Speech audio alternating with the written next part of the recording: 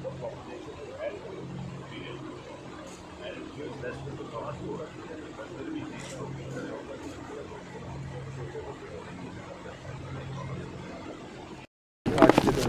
करनाल पहुंचे आप? जी, आज हम यहाँ आए हैं संदीप जी की माता जी के दुखद निधन पर। कुछ दिन वो बीमार रहे। इस परिवार का इस पूरे इलाके में बहुत योगदान रहा है, तो ये दुख की घड़ी में हम इनके साथ हैं। यहाँ पर हमारे और भी साथी करनाल में एक दो जगह मुझे और जाना था, गोपाल सहोत्रा जी के पिताजी, लेकिन कोविड के कारण उनका देहांत हुआ, तो मैं अभी नहीं जाऊंगी, बाद में उनके यहाँ किसी समय जाएंगे। मैम, बीजेपी कह रही है कि किसानों को बरगलाया जा रहा है, जिसलिए वो सड़क पर आ गए हैं और लाठीचार्ज भी हुआ। आपने भी देखा, हमने भी देखा। ऐसा है, किसानों को बरगलाने वाला कौन है? किसान खुद समझते हैं कि उनके साथ क्या हो रहा है। कोई बाहर से नहीं आ रहा उनको बरगलाने के लिए।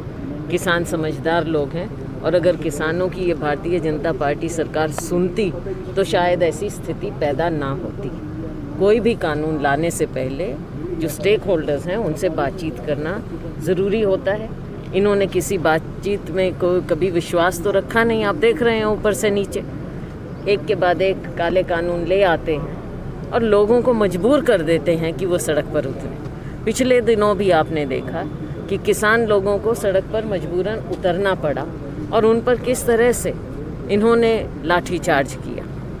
सारा देश देख रहा है, और किसानों के ऊपर इस तरह की बात मढ़ देना कि उनको समझ ना हो, ये इनकी बहुत बड़ी भूल है। कांग्रेस पार्टी किसानों के, आड़तियों के, मजदूरों के साथ है। हमने पहले भी कहा था कि जो इनके हित के खिलाफ कार्य होगा उसके खिलाफ कांग्रेस पार्टी खड़ी रहेगी, और किसान, मजदूर, आड़तियों के साथ कांग्रेस पार्टी। मैम, जो 3 सांसदों की कमेटी बनाई है उसमें धर्मवीर जी यहाँ करनाल पहुँचे थे। उन्होंने कहा था किसानों पर लाठीचार्ज छोटा मैटर है, मैं इस विषय पर नहीं बोलूँगा, ये स्टेट का मैटर नहीं। ये छोटा मैटर, अब सांसद कमेटी, मैं सांसद भी नहीं कहूँगी, कमेटी कह देती है कि छोटा मैटर है। इनके लोग, सरकार के लोग कह देते हैं कि लाठीचार्ज हुआ ही नहीं। तो आप बताइए कि ऐसी सरकार का, ऐसी पार्टी का प्रदेश क्या करेगा? क्या हरियाणा वासी इन लोगों पर विश्वास कर सकते हैं? दुनिया ने देखा लाठीचार्ज हुआ, तो क्या जैसे किसान लहूलुहान हुए, तो क्या ये छोटा मैटर था? और या ये हुआ ही नहीं? हम चाहेंगे कि माननीय मुख्यमंत्री जी इस पर ज़बान खोलें, माननीय प्रधानमंत्री जी सामने आए और इस पर अपनी बात कहें कि क्यों लेकर आए हैं इस तरह के कानून, और किसान के हितों को क्यों दबाया कुचला जा रहा है। मैम, एक सवाल, राणावत की बात आती है तो गृह मंत्री जी अपना बयान देते हैं, लेकिन मैम एक सवाल, हरियाणा के अंदर जो किसानों के ऊपर लाठीचार्ज हुआ उसके ऊपर बोलने से बचते हैं। आपको लगता है कि सिर्फ यानी कि मामला विपक्ष पर हमला बोलने तक है, सच्चाई पर कोई नहीं बोलना चाहता? सच्चाई जो इनके सामने मुंह बाए खड़ी है वो इन्हें दिखती नहीं है। इनकी आदत रही है कि ध्यान बांटना, असली मुद्दों से ध्यान बांटना।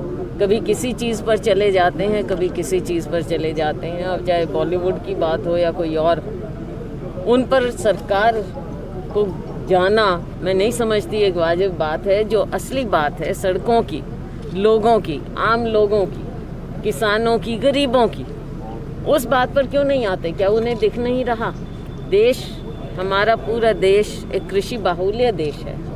हरियाणा राज्य कृषि बाहुल्य राज्य है, तो मुख्यमंत्री और प्रधानमंत्री जी को है तब वो आँख मींच लेते हैं। जब लोगों की बात होती है आँख मींच लेते हैं। जब आम किसानों की, लोगों के जन की बात है तब कभी मोर को दाना खिलाने लगते हैं। तो ना इनको हमारी अर्थव्यवस्था जो बिल्कुल नष्ट हो चुकी है वो दिख रही है, ना हमारे किसानों की बदहाली दिख रही है, गरीबों की बदहाली, आड़तियों के, ये इनको दिखता नहीं है।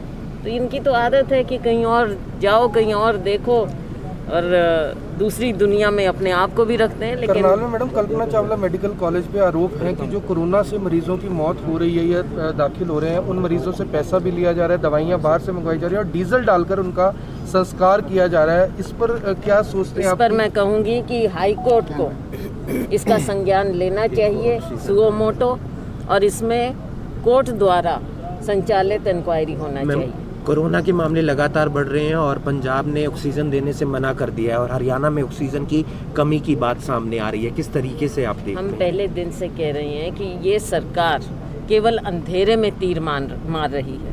ना यहाँ पर व्यवस्था है कोरोना से लड़ने की, ना इनके पास जो स्वास्थ्य सुविधाएं आम लोगों को मिलना चाहिए वो है, कुछ समझ में नहीं आ रहा। ना टेस्टिंग का भी बुरा हाल है हमारे राज्य में। तो असली पिक्चर क्या है ये तो अभी तक छिपी की छिपी हुई है।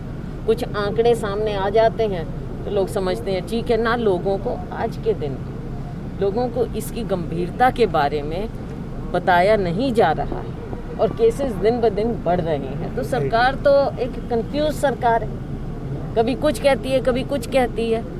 कंफ्यूज सरकार है, लोगों से दूर है, ज़मीनी हकीकत का इन्हें कुछ मालूम नहीं। एक आखिरी सवाल, करनाल में एक मैम गैंगरेप हुआ है, शायद आपकी जानकारी में भी आया होगा, और उसमें महिला को ही गिरफ्तार कर लिया था हनी ट्रैप के मामले में।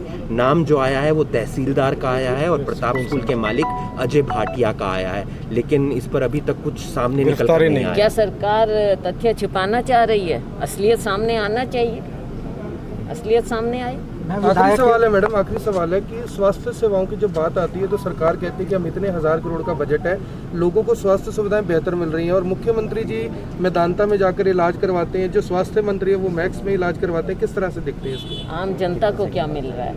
आप पहले दिन से देखिए, जब से कोविड का कहर हमारे देश में प्रदेश में आया है, इस सरकार ने कोई भी सुविधा कहीं भी उपलब्ध नहीं करा पाई है। चाहे उस समय हमारे प्रवासी नागरिकों की बात हो, चाहे गरीबों की बात हो। आपको याद दिलाना चाहूँगी मैं कि जब शुरू में दिक्कत आई थी तो आम लोगों ने, हमारी जो समाज की संस्थाएं हैं, उन्होंने आगे बढ़कर, हमारे कांग्रेस के जो वर्कर हैं उन्होंने आगे बढ़कर जनसेवा की थी। प्रशासन और सरकार की ओर से कोई व्यवस्था नहीं थी, बल्कि आपको याद दिलाऊं कि अफसर भी इन संस्थाओं को फ़ोन कर कर के कहा करते थे इतने लोगों का आप इंतज़ाम कीजिए, इतनों का खाना कीजिए। तो सरकार ने आज तक किया क्या है मालूम तो पड़े, और किसका किस तरह से इलाज हो रहा है इसके बारे में भी मालूम होना चाहिए। कितना पैसा कहाँ पर लगा है इसके बारे में मालूम होना चाहिए। ये जनता का पैसा है। आज के दिन पूरे प्रदेश का, मैं देश की बात अलग छोड़ती हूँ, इस समय प्रदेश का पूरा बजट अंधकार में चल रहा है। ना कोई विकास के कार्य हो रहे हैं। कोविड के नाम पर आपने कोई पारदर्शिता रखी नहीं है।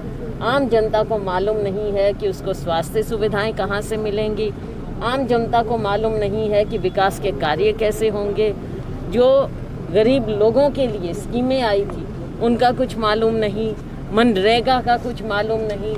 बड़े बड़े घोटाले दिन ब दिन होते चले जा रहे हैं। जिस दिन से सरकार आई है घोटाले पर घोटाले चल रहे हैं। अब देखते हैं रोज नए घोटाले। लेटेस्ट होमगार्ड वाला घोटाला भी आया, चाहे शराब का घोटाला लीजिए, चल ही रहा है। अभी भी रोज तस्करी का मालूम पड़ता है, हर शहर से आती हैं। जांच के बाद सभी में क्लीन चिट मिल जाती है, इसको किस तरह से देखते हैं? क्लीन चिट, अगर इस तरह से क्लीन चिट मिलती रहेगी तो जो सरकार पर आम जनता का विश्वास पहले से ही नहीं था वो बिल्कुल ही खत्म हो जाएगा।